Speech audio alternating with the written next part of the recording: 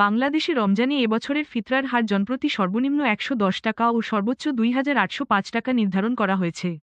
গত বছরের চেয়ে এবার ফিতরার হার কমেছে। ১৪৪৫ হিজরিতে সর্বনিম্ন ফিতরা ছিল ১১৫ টাকা ও সর্বোচ্চ ২,৯৭০ টাকা। আজ মঙ্গলবার ১১ই মার্চ রাজধানীর বায়তুল মোকাররম জাতীয় মসজিদে ইসলামিক ফাউন্ডেশনের সভাকক্ষে কমিটির সভায় ১৪৪৬ হিজরি সনের ফিতরার হার নির্ধারণ করা হয়। সভায় সভাপতিত্ব করেন সাদাকাতুল ফিতর নির্ধারণ কমিটির সভাপতি ও বায়তুল মোকাররম জাতীয় মসজিদের খতিব মুফতি মাওলানা আব্দুল মালেক। এতে ফিতরা নির্ধারণ কমিটির সদস্য ও বিশিষ্ট আলেমরা উপস্থিত ছিলেন। বৈঠক শেষে কমিটির সভাপতি সাংবাদিকদের ফিতরার হার জানান।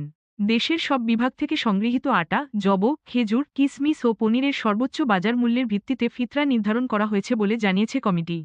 ইসলাম ধর্মের বিশ্বাস অনুযায়ী প্রত্যেক সামর্থ্যবান মুসলমানের জন্য রোজার ঈদে ফিতরা আদায় করা ওয়াজিব। নাবালক ছেলে মেয়ের পক্ষ থেকে বাবাকে এই ফিতরা দিতে হয়, আর তা দিতে হয় ঈদুল ফিতরের নামাজের আগেই। মুসলমানরা সামর্থ্য অনুযায়ী গম, আটা, খেজুর, কিসমিস, পনির ও যবের যেকোনো একটি পণ্যের নির্দিষ্ট পরিমাণ বা এর বাজারমূল্য ফিতরা হিসেবে গরিবদের মধ্যে বিতরণ করতে পারবেন। আটার ক্ষেত্রে এর পরিমাণ ১ কেজি ৬৫০ গ্রাম, খেজুর, কিসমিস, পনির ও যবের ক্ষেত্রে ৩ কেজি ৩০০ গ্রাম।